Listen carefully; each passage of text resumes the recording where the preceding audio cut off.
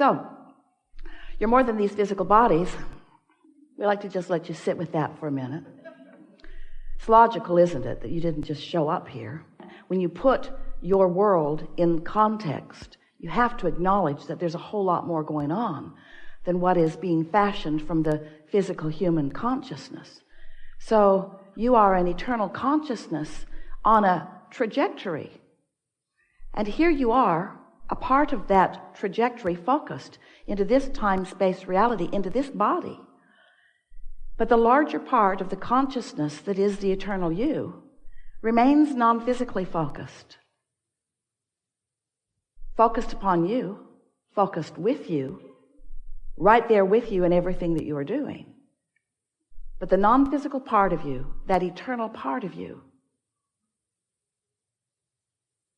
that solid, sure vibration of unconditional love. You got to say from your physical format, oh, well, yeah, pretty easy to be unconditional when you're not here where the conditions are.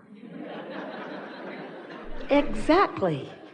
It is easy for us to remain unconditional when we're not all twirled up in the nitty-gritty of what you're all twirled up in. But that's what makes this the perfect recipe. The source energy part of you remains non-physically focused, aware of you, but solid in the vibration of all that is well. And as you are here in your physical body, exploring the contrast, in your exploration, in your deciphering, in your living and observing of it, you know what you don't want, which causes you to know what you do want. You are giving birth to constant new preferences. It's what the evolution of every species is about. So as you are giving birth to these new rockets of desire, we call them that because they are vibrational, and from your point of view, you would see them go fast, you would see them exude out from you. Rockets of desire. So life just continues to call you further and further and further along your path. The question is, how sensitive are you to the vibration of that calling? And how really on your path are you? If you are in this moment loving someone, you're on your path. But if you're mad at them, you've stepped off into the weeds for a minute. And we know some of them are annoying. Some things that people do, some things that people think, some things that people think about you, some things that you are focused upon are hard to take. They don't feel good when you focus upon them. But we want you to leave this room fully understanding that the reason that they don't feel good when you focus upon them is because the larger part of you isn't focused upon them. And your attention to them is taking you from your path. Now, when anyone starts talking about a path, it makes you squirm a little bit because it sounds like, oh yeah, so it is all pre-decided for me. Somebody already figured it out, and here I am, a puppet on a string, looking for my path. And we say, exactly. No, we don't say that. It's not like that at all. Here you are in your physical body, carving out your path. You're carving out the path. But yes, you had intentions when you came into this physical body that were the path that you were walking along when you made the decision to come here. You knew that you were worthy. And when you get off that path, you feel awful. You knew that you are valuable. And when you get off that path, you feel awful. You knew that this was going to be a wonderful experience. And when you get off that path, you feel awful. You knew that you are the creator of your own experience. And when you get off that path, you feel awful. You had all of these intentions, all of this knowing that you have amassed from life. And the source within you stands in complete knowledge of that path. So here you are in your physical body, making decisions, all kinds of spectacular, detailed decisions. And as you make those decisions in vibrational alignment, in other words, you can be or do or have anything that you want and feel wonderful as long as you're not mad at yourself while you're doing it. That's off your path. You can be or do or have anything, and the source that is within you will support you completely, and you will feel wonderful. Unless you're mad at someone else, unless you're condemning something else, unless you're looking right at what you do not want and making that a lifestyle of vibrational habit. And that's really what we're talking about. We're talking about the vibrational frequencies, or the thoughts, or the energy. These words are all dovetailing, that you are generating. There is a powerful law in this vibrational universe of which we are all a part. We are calling law of attraction. And what that law is, it is the manager of the vibrational frequencies of this universe. It's the manager of the thought vibration. It's really the manager of all vibrations. But in the context of this gathering, when you think a thought, law of attraction responds to the thought that you're thinking and brings you other thoughts that match it, other thoughts of same frequency. So when you focus upon the well-being of something, law of attraction will bring you more thoughts like it. When you focus upon the not well-being of something, law of attraction will bring you other thoughts like it. And as you focus there in those early stages of those easy thoughts, law of attraction will bring you more thoughts like that until eventually you will have a significant enough vibrational pattern or trajectory going with that thought that you might even say, I believe that. That's all a belief is. A belief is just a thought you keep thinking. That's all it is. In the early days of interacting with us, Esther argued with us about that. She would say to us, Abraham, but it's true. I know you don't think I should think about it, but it is a true thing. And therefore, doesn't it deserve some of my attention? And we say, there are so many things that are true that you want to practice until you believe them and until you attract them, until you live them fully. And there are some things that are true that you don't feel that way about. Just be discerning. Be a selective sifter. Choose what you think about.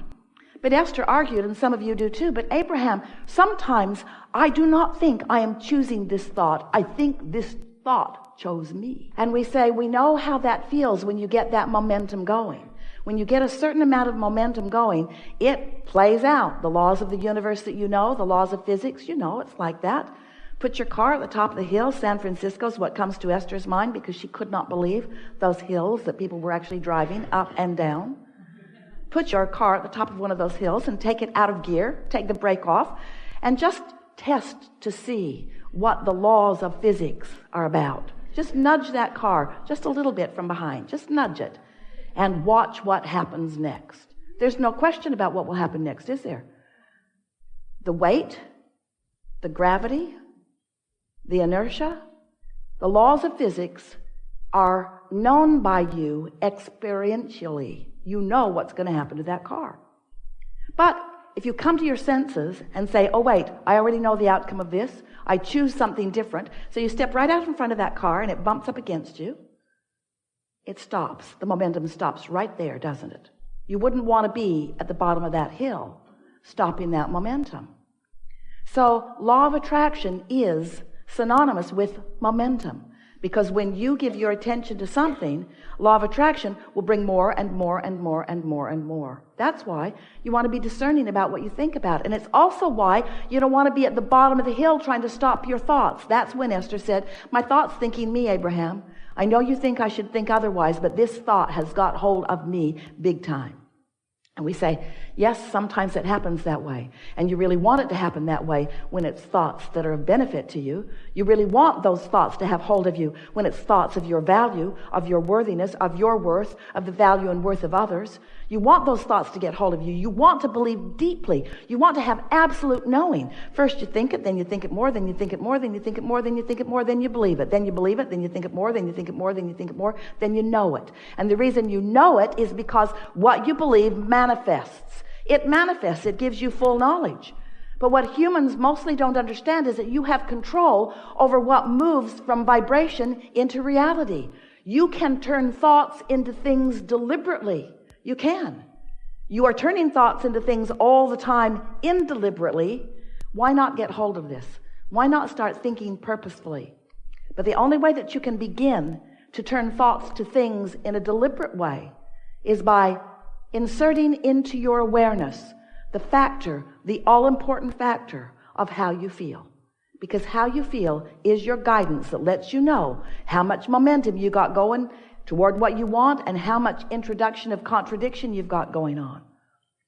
One of the things that you have going for you, there are a lot of things, but significant to this topic. One of the things that is really beneficial to you, and we love you so much. You know what's coming next. When we tell you we love you, we're preparing you for hearing something. One of the things that you've got going for you is that you are, did we tell you we love you?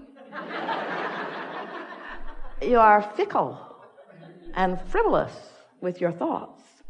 And the advantage of that is you don't get hold of any thought, wanted or unwanted, and stay with it very long. You are distracted. Ooh, shiny. So we want to help you to not freak out about the thoughts that you've been thinking. When we started talking about the science of deliberate creation, you are in the audience going, cancel, trying to suck the thoughts back before law of attraction got hold of it. And we don't want you to be guarded about your thoughts because you're starting right here, right now, and well-being is dominant.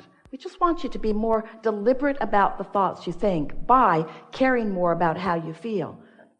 And it's helpful to understand how it all fits together, isn't it? So you were source energy and still are, but a large part of you remained in that non-physical place. The largest part of you is still non-physical, while a part of that consciousness is here with you. So here you are in your bodies. You are beautiful. You are brilliant. You are exploring. Contrast all around you, knowing what you don't want, knowing what you do want, and continually adding new preferences to the whole of that which you are becoming. So that non-physical part of you resides in a vibrational reality. We've been calling it your vortex or your vortex of attraction. It's your vortex. It's a vibrational version of you. It's the vibrational version of you of all that you want that has full potential of manifesting fully so that you can see it and hear it and smell it and taste it and touch it, and others can too as they behold you. But in order to be deliberate about that, it's important that you know that there are steps to the process. And the first step is you are launching rockets of desire. You're asking all day, every day. You never stop asking. Don't ask yourself to stop asking. You can't stop asking. The trajectory that we are all on, the trajectory that you are most about, who you really are, why you're here, the environment that surrounds you, the details of the environment that surrounds you, all queued up in order to evoke from you new awarenesses of who you are and what you further want. So don't fight that. Just go with it. You can't stop it. Just let the desire flow forth from you. Step one. Step two is that desire that you have launched becomes part of this vibrational reality that the inner being part of you, the soul part of you, the source part of you, the non-physical part of you embraces fully and becomes in the moment that you launch the rocket. That non-physical part of you is now a reality. And law of attraction is responding to that reality also. So now, there's the you standing in your body thinking what you're thinking about that desire that you launched. And there's the source energy part of you standing in the vortex thinking about that desire that you launched. So there are potentially two different perspectives about that. You getting what we're saying? There's the perspective that knows not only that it's possible, but that it's certain. That's your inner being's perspective.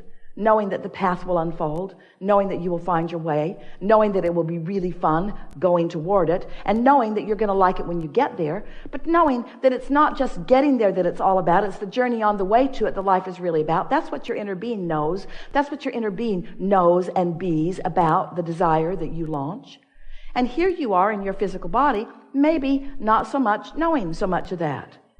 Because you're usually, if you're like most humans, noticing that what you want has not yet happened. So your awareness is upon where is it? Or how's it going to get here? Or when's it going to get here? Or who's going to bring it? And how's it going to get here? How long is it going to take before it gets here? And why isn't it here yet? And how come that guy's got it and I don't have it yet? And so as you focus in those ways, you feel the uneasiness. You feel the discomfort. And sometimes you even say, I think I felt better before I wanted that thing that I do not have. And we want you to understand that you got to get over that. You got to get over that. You got to get over that. You just got to get over that, because you're not ever going to stop launching desires. So you're always going to be creating the gap between what is manifested and what is in the process of being manifested.